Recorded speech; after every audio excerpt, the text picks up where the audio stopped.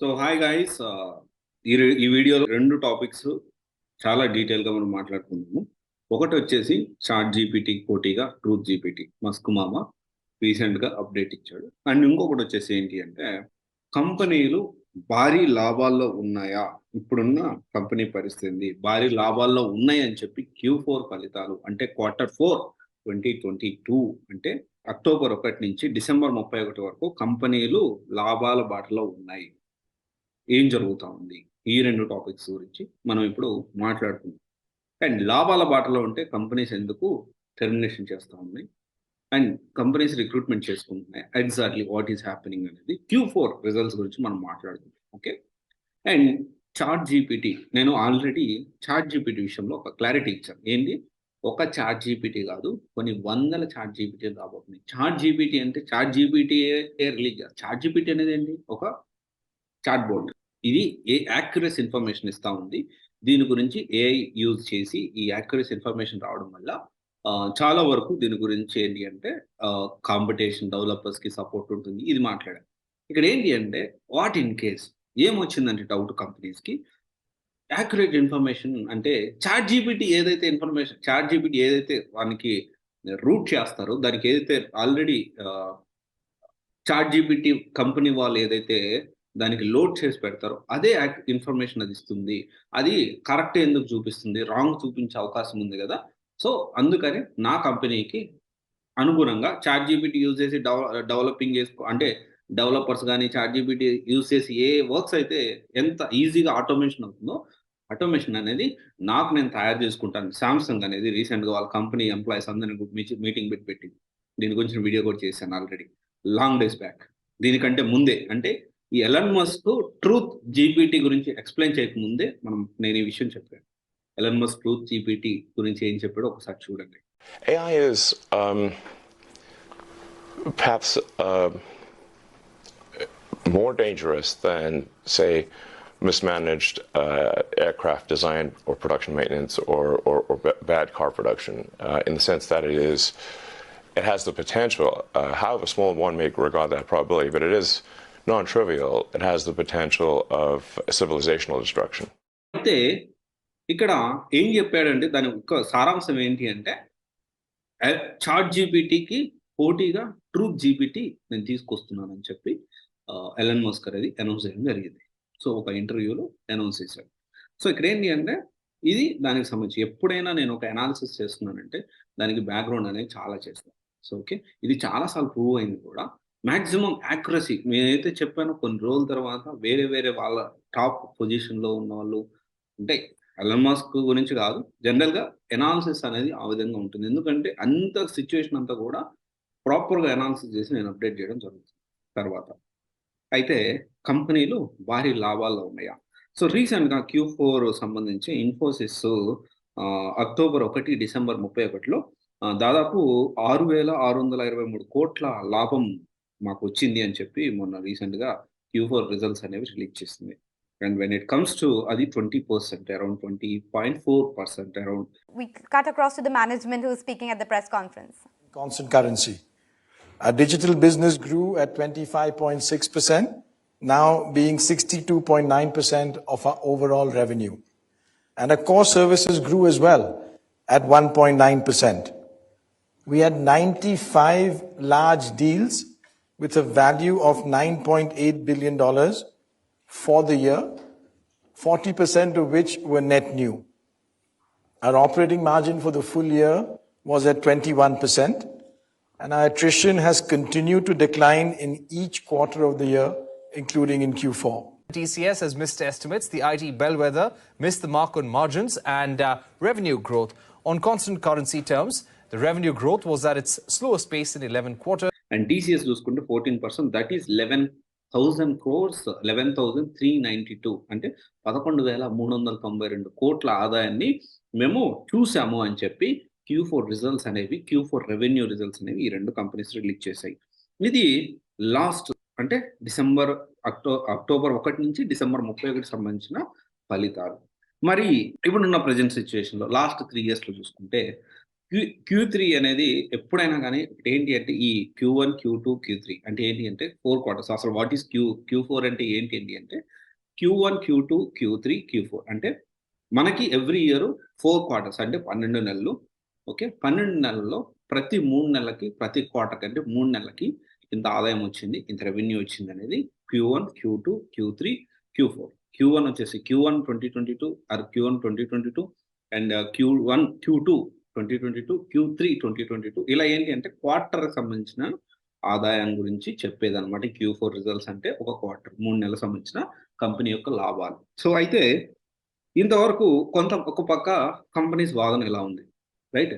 Companies ఏంది? So ఇలా ఆలోచిస్తా ఉన్నాయి. కానీ ఇంకొక పక్క చూసుకుంటే సిలికాన్ వ్యాలీ బ్యాంక్ చూసుకున్నా, లేకపోతే సిగ్నేచర్ బ్యాంక్ చూసుకున్నా, క్రెడిట్ స్విస్ చూసుకున్నా, హెచ్ఎస్బీసీ చూసుకున్నా వీళ్ళేమంటున్నారంటే వీళ్ళు భయపడతాం. ఎందుకని ఈ బ్యాంక్‌కి సాఫ్ట్‌వేర్ ఇండస్ట్రీకి అసలు ఏం సంబంధం? ఎక్కడ రిలేషన్ ఉంది అంటే ఒకటి మాక్సిమం ఏంటి అంటే ఇండియాలో ఉన్న స్టార్టప్ కంపెనీస్ గాని ఇండియాలో ఉన్న కంపెనీస్ గాని, యూఎస్‌లో ఉన్న కంపెనీస్ గాని ఏం జరుగుతదంటే, ఒక ఒక బ్యాంక్ అంటే ఒక కంపెనీ రన్ చేస్తా ఉన్నారు. ఎగ్జాంపుల్ ఒక కంపెనీ నేను రన్ చేస్తున్నా. నేనిప్పుడు 3 కంపెనీలు రన్ చేస్తున్నా. అయితే ఎగ్జాంపుల్‌గా చెప్తున్నా. ఒక కంపెనీ నేను రన్ చేస్తున్నా అనుకోండి. దీనికి ఎప్పుడైనా కంపెనీ అనేది బిజినెస్ అనేది ఎలా ఉంటదంటే, ఒకటేసారి కంటిన్యూయస్‌గా అసలు అప్పు లేని బిజినెస్ అనేది ఏది ఉండదు. బిజినెస్ అంటేనే ఖచ్చితంగా కొంత అప్పు చేస్తారు. మళ్ళీ డబ్బులొచ్చినాక మళ్ళీ తీరుస్తారు. వాళ్ళ లాభం వాళ్ళు ఈ విధంగా ఏంటి అంటే ఒక రొటేషన్ అనేది జరుగుతా ఉంది. ఇది వందల, వేల, లక్షల కోట్లకు సంబంధించిన విషయం కాబట్టి మొత్తం సొంత ఒక్క రూపాయి కూడా అప్పు తీసుకోకుండా ఒక రెవెన్యూ జనరేట్ చేయడం అనేది ఏ కంపెనీ వల్ల కూడా కాదు. అండ్ మనం సంపాదించింది కూడా ఇంతకుముందు సరే నేను ఇంకొక వీడియో కూడా చేస్తాను డీటెయిల్‌గా. ఏంది అంటే డాలర్ రేట్ అనేది కమింగ్ డేస్‌లో చాలా తగ్గబోతుంది. మన కరెన్సీ అనేది భయంకరంగా పెరగబోతుంది. 1 రూపీ. మన రూపీ కాయిన్ మన రూపీ అనేది ఒక రేంజ్‌లో వెలగబోతుంది. దాని గురించి కూడా నేను చెప్తా. ఇప్పుడు ఏం జరుగుతుందంటే ప్రపంచం మొత్తం మీద ఎక్కువగా చలామణి అయ్యేది డాలర్. డాలర్ అనేది ఎందుకు చలామణి అవుతుందంటే దానికి ఒక స్టోరీ ఉంది. ఏం లేదు. ఒక చిన్న సింపుల్‌గా చెప్పాలంటే దాని స్విఫ్ట్ నెట్‌వర్క్ ద్వారా అంటే మనం ఇప్పుడు ఇండియా నుంచి పాకిస్తాన్‌కి డబ్బులు పంపియాలన్నా, లేకపోతే ఇంకో కంట్రీకి యూకేకి పంపియాలన్నా, లేకపోతే కొన్ని కంట్రీస్‌కి పంపించాలంటే మనము స్విఫ్ట్ నెట్‌వర్క్ అనేది యూజ్ చేసి అది యూఎస్ వాళ్ళు తయారు చేసిన ఆ నెట్‌వర్క్ యూజ్ చేసి డాలర్‌లో కన్వర్ట్ అయ్యి మళ్ళీ అటుకి వెళ్తుంది. This is happening. అయితే ఇప్పుడు ఏం జరుగుతుందంటే మాక్సిమం అన్ని ఇండియాలో ఉన్న కంపెనీస్ గాని, యూఎస్ కంపెనీస్ గాని ఏం చేస్తాయంటే ఈ యూఎస్ బ్యాంక్స్ దగ్గర మనము అప్పు తీసుకోవడం గాని, రొటేషన్ మళ్ళీ మనకొచ్చిన డబ్బులు మన కంపెనీస్ వచ్చిన డబ్బులు గాని తీసుకొని ఆ బ్యాంక్స్‌లో పెట్టడం జరుగుతుంది. ఈ రీసెంట్ డేస్‌లో ఏమైందంటే అక్కడున్న రేషన్ కారణంగా ఓకే. ఇన్‌ఫ్లేషన్ రేట్ పెరగడం. ఈరోజు ఈ వీడియో చేసే ముందే మా ఫ్రెండ్‌తో మాట్లాడితే మా ఫ్రెండ్ అంటున్నాడు రేట్లు భయంకరంగా పెరిగినాయిరా. వాడికి ఒక గ్యాస్ స్టేషన్ ఉందక్కడ. ఓకే. వానికి ఒక గ్యాస్ స్టేషన్ ఉంది. అంటే పెట్రోల్ బంక్ ఉంది అక్కడ. సెటిల్డ్ పర్సన్ అక్కడే. ఏమంటున్నాడంటే, "అరే! ఈ రేట్లు పెరిగాయని చెప్పి భయంకరంగా ఫ్రస్ట్రేట్ అవుతున్నార్రా ఇక్కడ జనము. కానీ ఏందంటే యూఎస్‌లో ఇలా జరుగుతుంది. ఇంత భయంకరంగా ఉద్యోగాలు పోతున్నాయని బయటకి ఎక్కడ అంత ప్రొజెక్ట్ చేసుకోరనమాట. కవర్ చేసుకుంటూ ఉంటారు.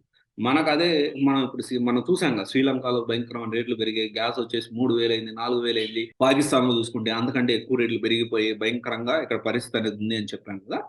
సో, అలాంటి పరిస్థితుల్లో కొంతవరకు యూఎస్ అనేది వచ్చిందిప్పుడు.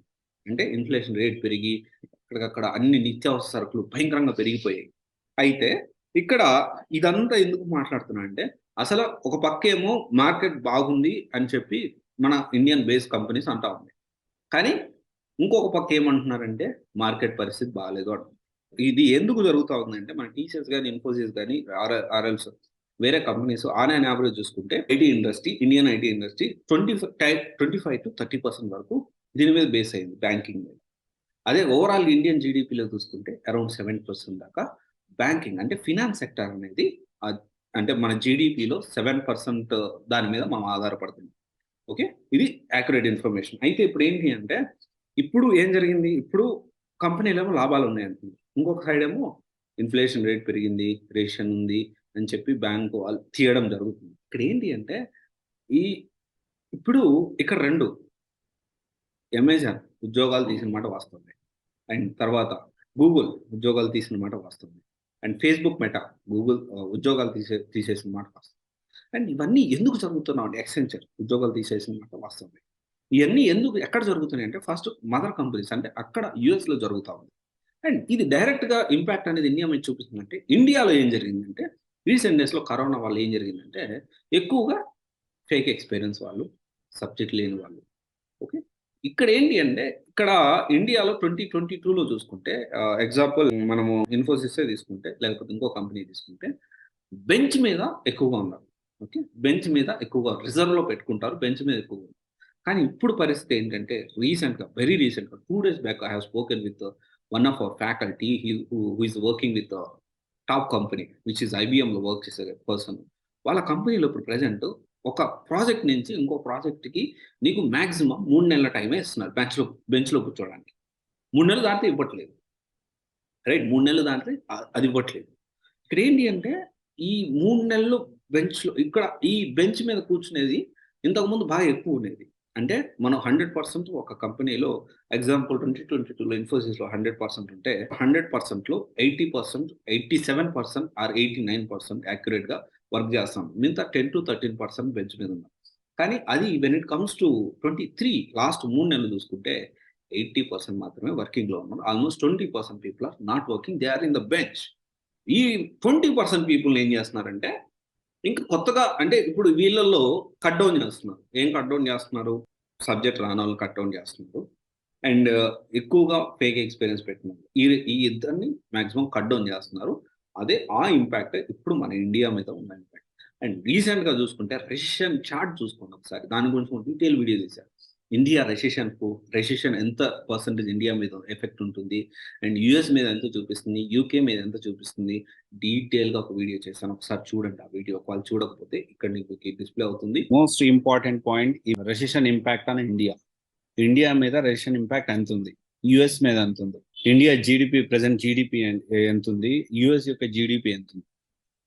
అట్లా ప్రతి ఒక్క కంట్రీ గురించి మనం మాట్లాడుకుందాం. నేను ప్రతిసారి చెప్తున్నా రెసిషన్ అనేది it is not going to impact on India. India మీద ఇంపాక్ట్ అనేది అంత ఉండదు.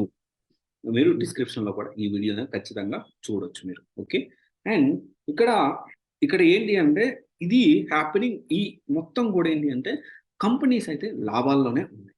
లాస్ట్ 3 నెలలు కొంత ఇంపాక్ట్ అయిన మాట వాస్తవమే కానీ this is not directly affecting on our Indian economy గాని, ఇండియన్ ఐటీ ఇండస్ట్రీ గాని. Indian base IT industries are very strong. కొంతమంది రీసెంట్‌గా ఫ్యూచర్ ఆఫ్ ఇండియా అప్పుడెప్పుడో కంపెనీ స్టార్ట్ అయింది. అక్కడ జనాలు లేరు. యూఎస్‌లో జనాలు లేకపోవడం వల్ల ఔట్ సోర్సింగ్ ఇండియాకి ఇచ్చి సేమ్ వర్క్ మనం తీసుకోవచ్చు తక్కువకే అని చెప్పి ఇక్కడ పంపించారు. అందువల్ల ఇండియన్ ఐటీ ఇండస్ట్రీ ఇంత స్ట్రాంగ్ అయింది. ఇప్పుడు అంత సీన్ లేదు అని చెప్తా ఉన్నారు. దిస్ ఇస్ కంప్లీట్‌లీ ఇప్పుడు మనం ఏదైనా మాట్లాడేటప్పుడు ఎగ్జాక్ట్ ఇన్ఫర్మేషన్ తీసుకోవాలి. అండ్ మనం అనాలిసిస్ అనేది చేయాలి. చాట్ జీపీటీ గురించి అప్పుడే చెప్పాను. చాట్ జీపీటీ ఒకటి కాదు కొన్ని వందలు రాబోతున్నాయి చూసుకోండి అని చెప్పి. అండ్ అది చెప్పిన వితిన్ నాకు తెలిసి 3-4 డేస్ బ్యాకే వీడియో చేసి ఉంటాను నేను. అండ్ అది కూడా వీడియో డిస్క్రిప్షన్‌లో. ఇప్పుడు ఎలాన్ మస్క్ మామ అనౌన్స్ చేశాడు. ట్రూత్ జీపీటీ రిలీజ్ చేస్తుంది చూసుకోండి. చాట్ జీపీటీకి పోటీగా అని చెప్పి. ఆల్రెడీ సామ్సంగ్ వాళ్ళు చెప్పారు. సామ్సంగ్ వాళ్ళు ఇంటర్నల్‌గా డిస్కషన్ జరిగింది సామ్సంగ్ కంపెనీ. సో ఇది మనము అర్థం చేసుకొని దాన్ని బట్టి మనం ముందుకెళ్ళాలి. అండ్ ఇలాంటివన్నీ పెట్టుకొని నేను కోర్స్ నేర్చుకోను. అక్కడెక్కడో ఏదో జరిగింది.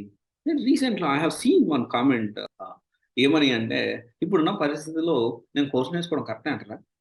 సీ ఇప్పుడున్న పరిస్థితిలో ఇప్పుడు నేనే ఉన్నాను.